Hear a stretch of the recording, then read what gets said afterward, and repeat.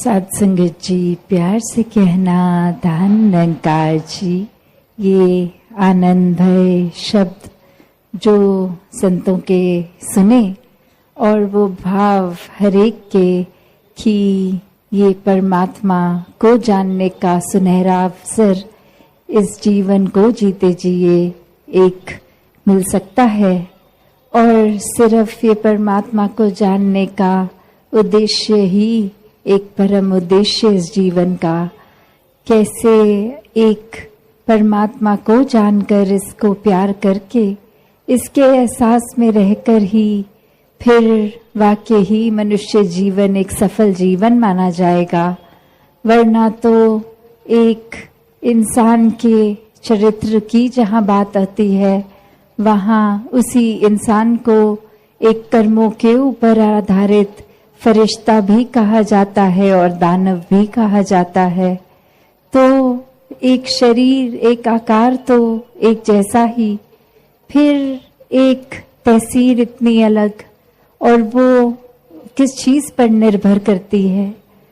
तो युगों युगों से ही संतों ने संतमति दी है, ये समझाया है कि जो जीते जी इस परमात्मा को प्राप्त कर गए, इस परमात्मा के रंग में रंग गए, वो फिर एक वाकई ही इंसान है, वो वाकई ही फरिश्ते हैं। और एक दिखावा मात्र नहीं जीवन में फिर उनके, सिर्फ दिल से एक दया काइंडनेस, एक मन इतना विशाल कि हर एक को अपनाता चला जा रहा है। मन में हर एक के दुख के लिए अपना दिल पिघलता है संतों का। और इसी वजह से संतों को मन में हर समय यही एक जज्बा रहता है कि जो सुख जो आनंद हमें अपने जीवन में मिला है इस परमात्मा के साथ जुड़ के, वही एक आनंद हर एक के जीवन तक पहुँचे।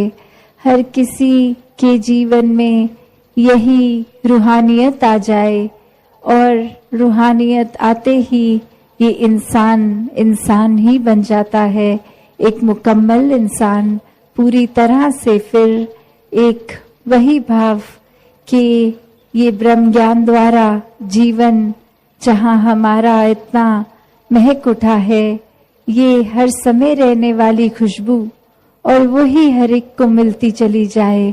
हर कोई एक अपने आप के अंदर सुकून का भाव महसूस कर सके और हर समय कर सके, कुछ पलों के लिए नहीं, हर पल के लिए।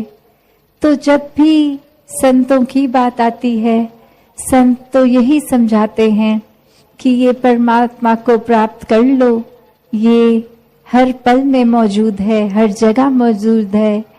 तो बात वही कि अक्सर ये संदेश यही सच है, पर फिर भी एक इंसान फिर अपनी बुद्धि चतुर चालाकियां ये सामने लाता है, तो ये सच्चाई भी सच्चाई नहीं लगती। फिर मन में ख्याल आ जाता है कि ये परमात्मा को तो पाया नहीं जा सकता। पर अगर ऐसा ही होता तो क्यों मीराबाई गा गा के बोलती कि पायो जी मैंने राम रतन धन पायो। ये सौगात जो ने अपने सदगुरु है, तो इसी तरह हर कोई अपना जीवन जीता चला जाए। साथ संगत जी, धन निरंकार जी। संगत जी बड़े प्यार से कहना जी, धन निरंकार जी। साथ संगत जी, दास आशा करता है माता जी की कृपा से आप सभी अच्छे व स्वस्थ होंगे। साथ संगत जी, दास आप सभी के बीच में हिंदी कहानी रखने वाला है। गोनू झा अभी जागे ही थे कि 4 नवयुवक उनके घर पहुंचे और गोनू झा के दरवाजे पर दस्तक दी। गोनू झा मन ही मन बुनबुनाए, ना जाने कौन आ गया इतने सवेरे। बिस्तर से उतरकर उन्होंने दरवाज़ा खोला तो देखा दरवाजे पर 4 अजनबी युवक खड़े हैं। देखने से बदावास से लग रहे युवकों पर गोनू झा ने प्रश्न सूचक दृष्टि डाली और पूछा, क्या बात है? चारों युवकों में से एक युवक ने कहा, हमें पंडित जी से मिलना है।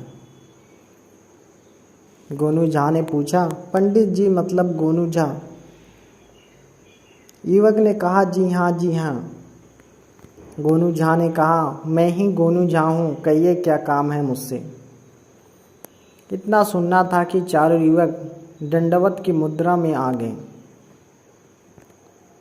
उनके इस अभिवादन से गोनू झा ने इतना तो अवश्य भाप लिया कि ये युवक उनसे कोई सहायता लेने आए हैं। उन्होंने युवकों को अपने कमरे में बुला लिया और उन्हें बैठने के लिए कहकर पूछा, यदि मैं स्नान ध्यान से निवृत्त होकर आप लोगों से बात करूं तो युवकों ने विनम्रता से कहा, जी हाँ पंडित जी, हम लोग प्रतीक्षा कर लेंगे, आप स्नान ध्यान से निवृत्त हो लें। थोड़ी देर बाद ही स्नान ध्यान से निवृत्त होकर गोनू झा ने युवकों से पूछा, बताओ भाई क्या बात है, कहाँ से आए हो और मुझसे क्या चाहते? युवकों ने उन्हें बताया, पंडित जी हम चारों कवि हैं, हम सबके माता पिता हम लोगों को निखुट समझते हैं।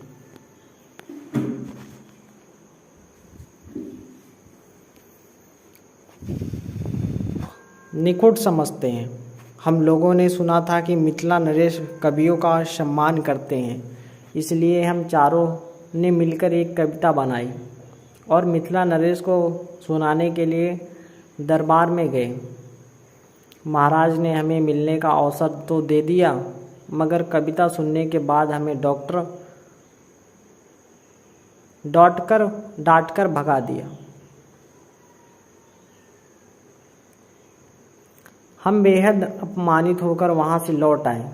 हम लोगों को एक दरबारी ने बताया कि आप भी कवि और जैसी कविता आप करते हैं वैसी ही कविता हमने भी की है। आपकी कविता सुनकर आपको महाराज ने पुरस्कृत किया था, जबकि हमारी कविता सुनकर उन्होंने हमें भाग जाने को कहा। उसी दरबारी ने हमें बताया कि आप ही हमारी कविता का भाव समझ सकते हैं और महाराज को हमारी कविता को समझा सकते हैं।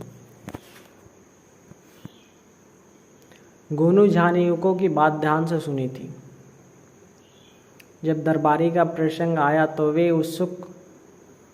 उत्सुक हुए कि आखिर महाराज के किस दरबारी ने उनके बारे में इन युवकों को जानकारी दी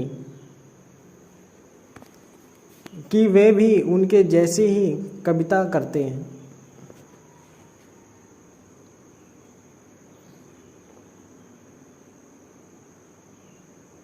अपनी उत्सुकता शांत करने के लिए उन्होंने युवकों से पूछा, वह दरबारी कौन था? युवकों ने बताया कि हमने तो उसका नाम नहीं पूछा। हाँ, वह विचित्र ढंग से पगड़ी बांधे हुए था। पगड़ी से उसकी एक आंख छुपी हुई थी। गोनू झा समझ गए कि इन युवकों को काना नाई ने उनके पास भेजा है। काना नाई महाराज के दरबार में था और उन महत्वाकांक्षी दरबारियों की चौकड़ी में शामिल था जो गोनू झा से मिलते थे तथा उन्हें नीचा दिखाने का कोई अवसर खोना नहीं चाहते थे। गोनू झा समझ गए कि जरूर इन युवकों की कविता में कोई ऐसी बात है जो अशोभनीय है, अन्यथा काना नाई उन्हें इस तरह उत्प्रेरित कर उनके पास नहीं भेजता। उन्होंने युवकों से कहा, मुझे तुम लोग विस्तार से बताओ कि तुम लोगों ने मिलकर कविता कैसे लिखी और तुम्हारी कविता क्या है। युवकों में से एक ने कहा, पंडित जी अब तो कविता पढ़ने का हौसला भी जाता रहा। कहाँ हमने सोचा था कि कविता सुनने के बाद महाराज से जो इनाम मिलेगा उसे लेकर जाकर अपने माता पिता को देंगे ताकि वे समझ सकें कि हम भी कुछ कर सकते हैं। हम निखुट नहीं हैं, हमारी भी कोई पहचान है। गोनू झा ने उसे बीच में ही टोक कर कहा, यह सब रहने दो। कविता सुनाओ। तब युवकों में से एक ने कहा, पंडित जी, जब हम लोग महाराज के दरबार के लिए अपने गांव से निकले तो रास्ते में एक गूलर का पेड़ मिला और मैंने एक गूलर का पेड़ से टूटकर गिरते देखा। तब कविता की पहली पंक्ति बनाई।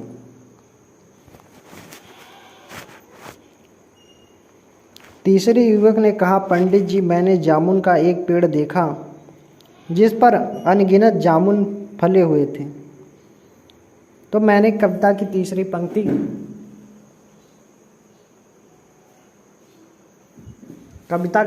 पंक्ति जोड़ी, बरबस ठानो, और इस तरह उनकी कविता पूरी हुई। गोनू झा समझ गए कि काना नाई ने उनका उपहास उड़ाने के लिए ही इन युवकों को उनके पास भेज दिया है।